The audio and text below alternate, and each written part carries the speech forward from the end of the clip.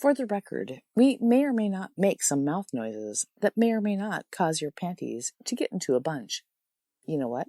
That's your problem, not mine.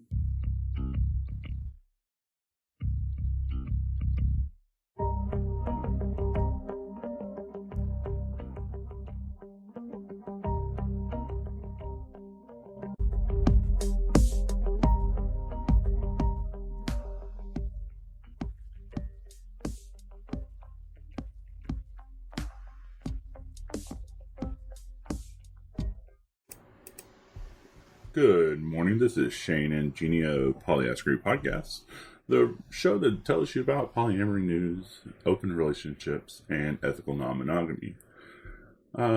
Jeannie, how are you doing? I'm doing okay.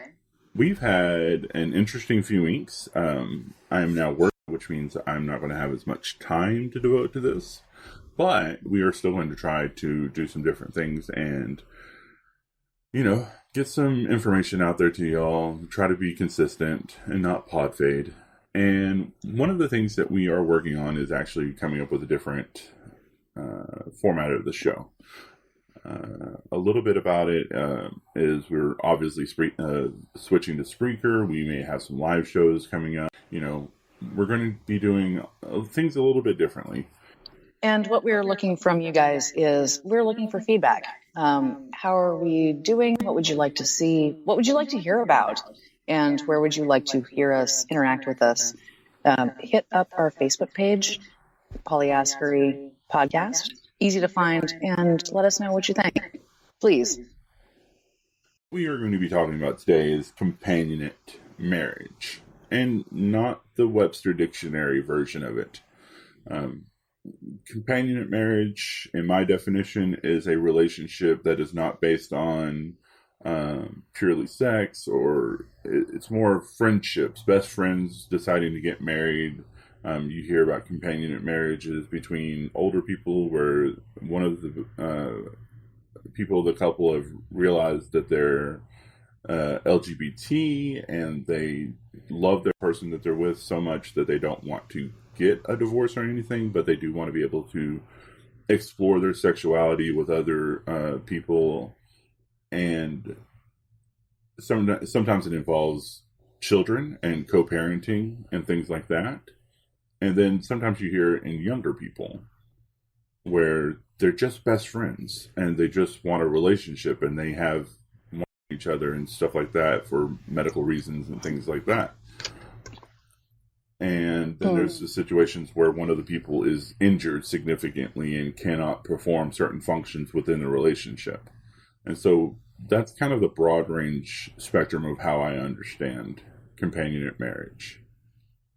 I think that we're both on pretty much the same page with where we're viewing companionate marriage, that it is more a meeting of equals that may or may not involve a sexual component. And I think that that's where polyamory actually becomes a lot more legitimate for a relationship type is, or legitimate may be a bad word, but that people should be allowed within the spectrum of a companionate marriage to seek what else they need outside of that marriage, which is kind of what polyamory is all about. Right. There's certain needs that are needing to be met and they're not being met.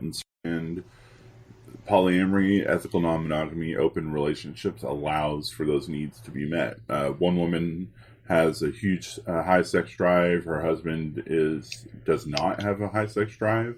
And so she's able to get her needs met outside of that. But the friendship and things that have built up over the course of 5, 10, 15, 20 years is so very important that getting a divorce or breaking up is not an option. Like they don't have any other problems. It doesn't make sense. Yeah. They don't have any other issues in their relationship. It's just the sex is not there with what either person needs.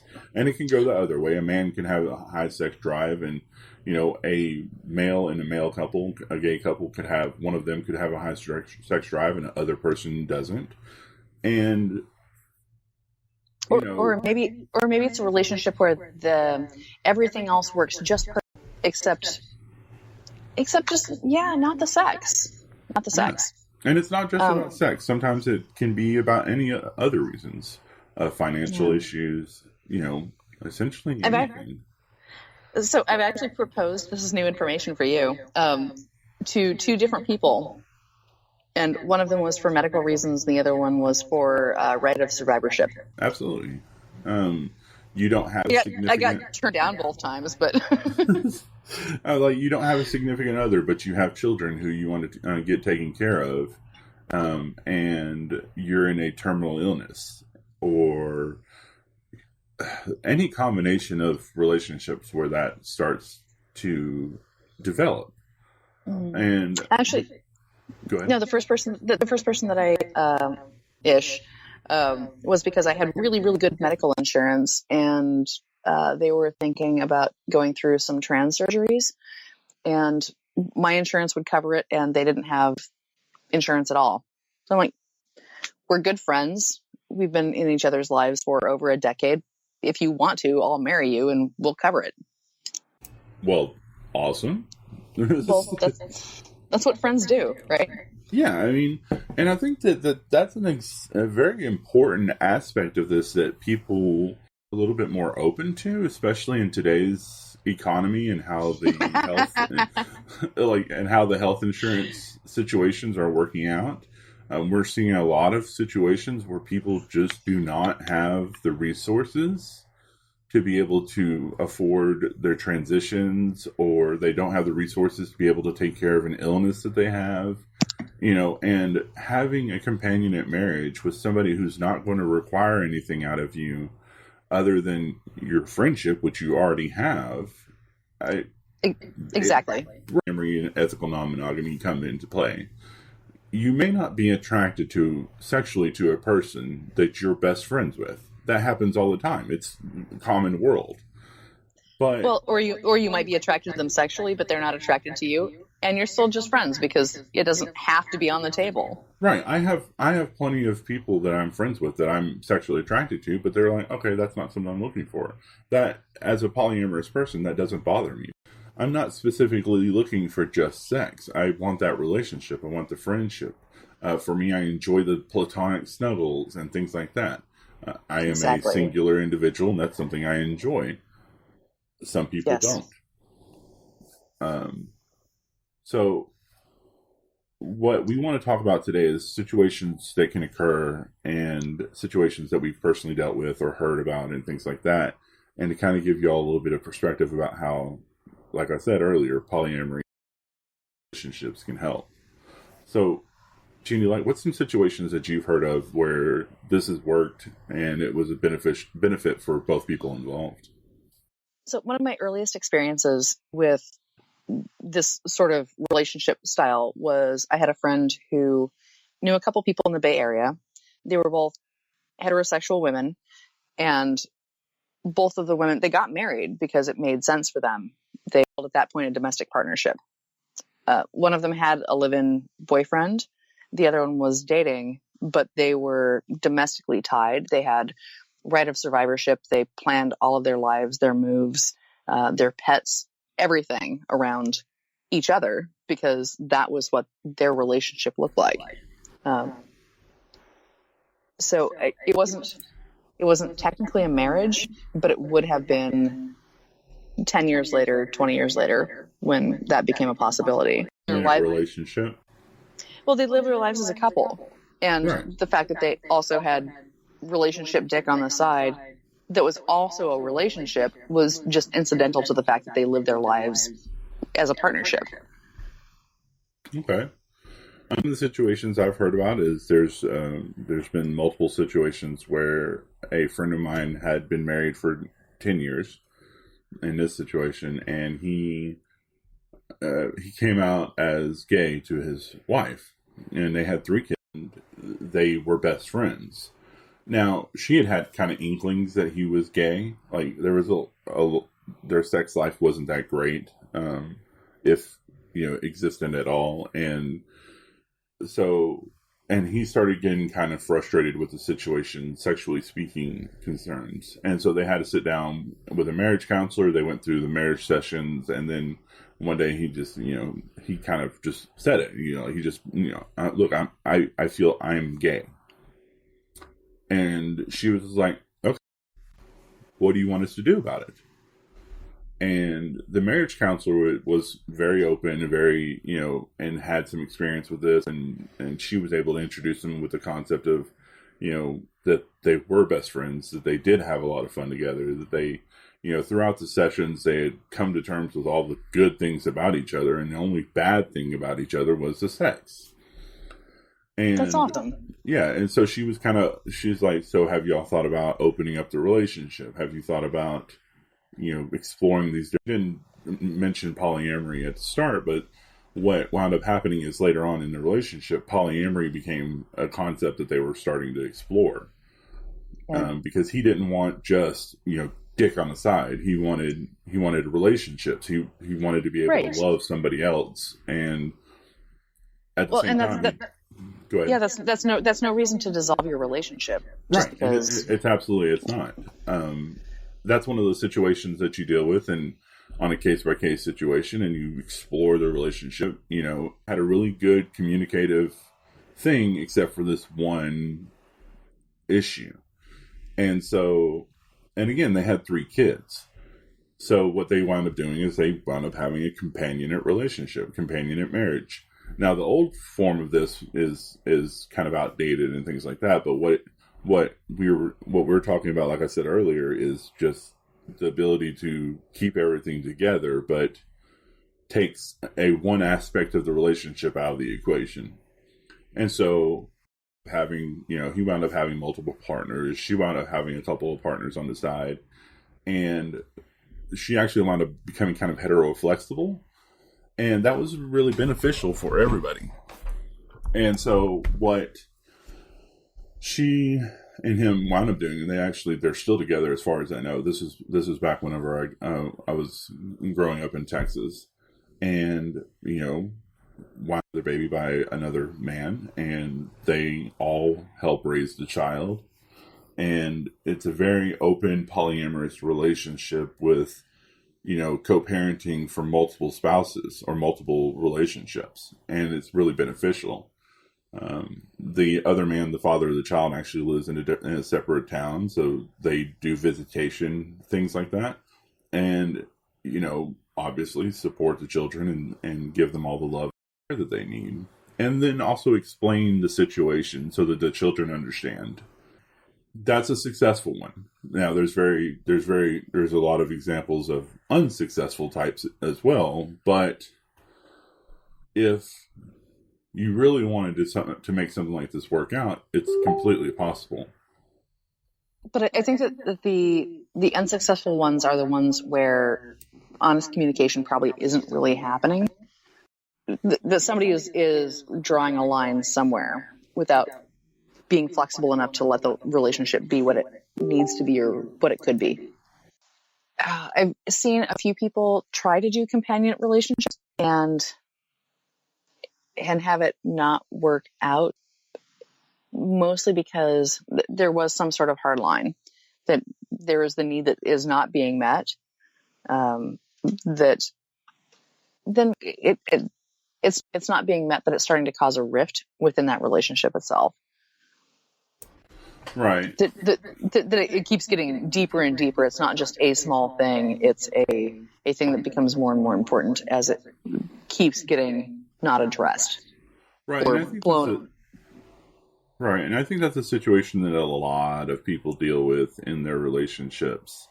And it's not just like that's one of those situations where you go into it and you're like, okay, look, this is not working out. This is one of those situations. Just separate. This goes back to an earlier podcast about sometimes relationships end, and that's okay. You can still have a friendship if you don't let the bitterness of that issue overtake the rest of the relationship, and just recognize, okay, this is a difference that can't be met in any shape, form, or fashion with each other, but we still have responsibilities as a couple. That's one of those things that you kind of have. So other situations that deal with this companionate style of marriage or relationships is situations where the One of the people is physically injured or incapable of performing actions within the relationship. Maybe they are actually just needing medical insurance and to take care of this terminal illness or illness that they're dealing with, and great insurance, and is able to take care of that for them and until they get on their own insurance, or they are able to do that, and then you just simply separate the relationship if it's necessary. Well, I don't even think it has to be a dire straits situation. It can be. It could be just a one-time thing, but might take a year or two to resolve. So Right. therefore, it makes sense to legally contract. And this is part of, I know that I'm going to keep coming back to this, but this is gay marriage really fucked up by asking for marriage and not for legally binding contracts, and leave marriage to churches and leave acknowledgement of relationship units up to the people involved. Right. A legally binding contract. And that was a debate for a really long time, especially within the LGBT movement, was, do we want legal certification of our relationship, or do we want marriage status? And I think in some aspects I agree with what you're saying, but in other aspects I totally understand the need or want for marriage, that ability to have the same thing as another majority group. Separation of church and state, dude. But marriage is not just a separation of church and state issue. I mean, I can understand what you're saying, but marriage is both legally binding and in church. That's just how it works. We are changing our world all the time, and this is one of the things that I think that we have to do. But I know. But in the meantime, we're still talking about companionate marriage because marriage actually exists as a legal thing right now, unfortunately. So, I don't like marriage. For a long time after my ex-wife and I split up, that was one of those things that was just like very anti-marriage. My current wife, and it was just like, oh, hey, I want that special with this person. I want that status. I want that, not just the legal status, but I wanted to be able to sit here in front of her family and have that ceremony. Now, granted, the ceremony that we wound up happening was not legally binding. It was in the backyard of a friend's house, beautifully set up, event planning. My wife got to do, stuff that she wanted to do. She got to walk down the aisle. We had all of that, and granted, people can do that all day long, but exactly. We originally got married on a day where it was a realization that, holy crap, she doesn't have insurance for a dumb reason why, like she just forgot to do her insurance whenever it was time before the next 8 months that she was going to be without insurance. So we wound up getting married for specifically that reason. And that's a lovely story. That's a good reason to get married. That's a good reason to get married. So yeah, and like we loved each other. We knew we planned on doing this big wedding and stuff like that eventually, but there was no need to sit here and be like, okay, well, we'll just wait till then to legally bind us. You just made my point. Yeah.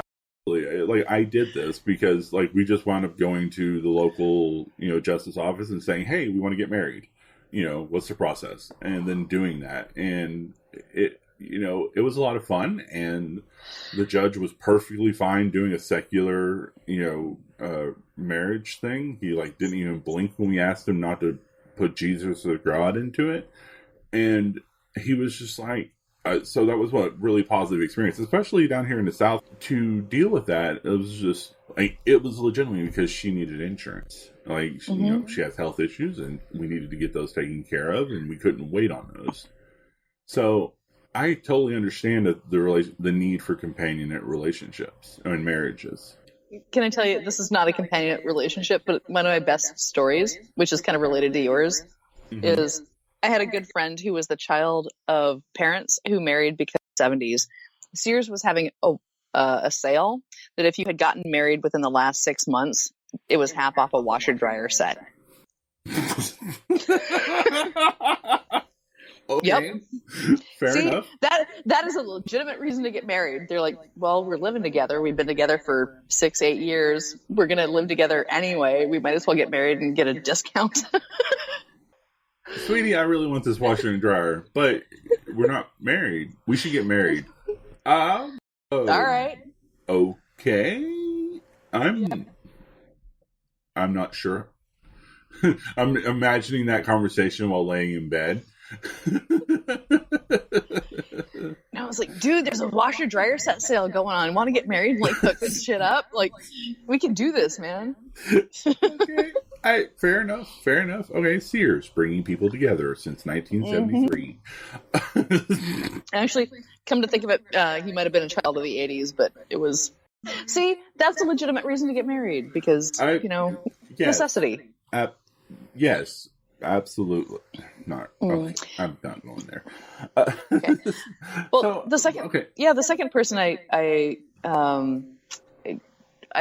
asked to marry me was because of writer survivorship, and also she's a bit transient and doesn't really have insurance. So if we were married, like, she would have no problem being or letting me date who I want to date. I have no problem letting her find somebody else that she wants to get married to later. That's fine. I would have no problem divorcing her, because divorce means as little to me as marriage does. It's just a legal contract. Right. But it seemed like a good way to cement that legal aspect of, if one of us dies, the other person is taking care of it. Right. There's also situations that I've dealt with where accidents happen, you know what I mean? And, guy A knocks up woman B on the way, and it was a one-night stand, but the woman doesn't have insurance and, makes a little bit too much money to get on Medicare. And the guy said, hey, I've got good insurance. We'll get married. I'll put you on my insurance, and we'll just have an open relationship. That's a situation that can occur as well. And I think that that's one of those things that people should be a little bit more open to. That goes back to the co-parenting thing that we were talking about earlier. People are perfectly capable of being able to be co-parents and be married to each other. And again, this is polyamory comes into play, or open relationships, ethical non-monogamy, where you have relationships outside the marriage. Now, there's a situation where I just saw an article about this the other day. I think it was Salon or Vox or one of those. And where a couple were actually getting a divorce because they wanted... Oh, I saw that too. Right. They wanted their girlfriend to be included. Happier. And so they kind of... What I thought was weird that they pointed out was that she was a 21-year-old girlfriend and they'd been married for 12 years. I was like, number's relevant. Right. I was like, what does that have anything to do with this? So, but... honestly, what bothered me, what kind of concerned me with the whole situation is, like, why do you feel the need to get divorced? Now, they answered that later on down the thing. It said they wanted to eliminate the hierarchical part of it, where the wife. And I was like, but why can't y'all just be adults and just say we're non-hierarchical? I think that part of it, and maybe I blew past it or read into it, but I think that part of it was they were looking to legally contract, like they were looking to be 3 independent adults that all had legal binding to the kids that they were sharing with each other, and that it was easier to do that with all of them being separate, single, than it was to try to add a third person legally into the mix. And honestly, how many people really live in a world where all relationships are mom, dad, kids? We don't live in that world anymore. And yeah, we are definitely moving away from that type of world, and that actually makes me happy. This is where we need to go. I don't really understand the need. Well, I do understand the need because it's a social construct that we've had for hundreds and hundreds of years. But ditch it. That's definitely one of those aspects of a relationship that do need to kind of separate out, kind of, like you said earlier, separate the church and the state thing, and try to try to figure out ways where legally binding things can be put in place for adults who need this kind of concept of insurance, any of those different combinations of where cohabitation or companionate relationship is necessary or wanted or needed. We keep talking about marriage in terms of hundreds of years, which it technically has been, but marriage as it's viewed and practiced has changed so much that it's not what we think marriage is now. That it really was a legal binding contract that your parents made for you, male or female. Like it was a transaction. Yeah, and it was those like countries. Arranged marriages happen in India all the time. Yeah, and if you're lucky, that is a companionate marriage. If you're not lucky, it's horrible. Right. You wind up, as some aspects of it certainly turn into a financial transaction between two men who are taking ownership of a woman. And it doesn't happen the other way, which is what makes it horribly unfair. But I have also known more than one or two people that I do who have ended up in relationships where the relationship moved fast, and they ended up treating it like an arranged marriage. That even if they don't always love each other, they always like each other. Mm-hmm. And the ones that I've seen, and there's only been a few that are like that. And this is like my biological relations. Like, this is not some hearsay out there somewhere. They've lasted a long time because they're about their relationship. And sometimes cheating has happened, and in some cases it hasn't, or at least that I've heard of. But every step of the way, they keep going through it and keep having their relationship be the most important thing within their life. We hear a lot of situations where, especially within Catholicism and other religions, where that treat divorce to their spiritual values, that people just have a hard time dealing with the concept of divorce. And whether or not they really planned it out or knew what they were doing, they actually wind up in a companionate marriage. Now, granted, they also treat adultery and cheating as horrifying and stuff like that, but it's better to do that than to divorce per their canon law. And kids as a requirement, which... Yeah. And I get that a lot of times companionate marriages come back to the involvement of children. It's not an absolute by any means, but it seems to be very consistent that it has to do with child rearing. Right. Most of the time when I hear companionate marriage, it's usually a child issue or an insurance issue. Yes. I've heard of some situations, like I said earlier, where there's an injury or something like that, and a person's not able to, and they still love each other, they're still friends with each other, they still have a good life together, but there's this one other needs that need not being able to be met.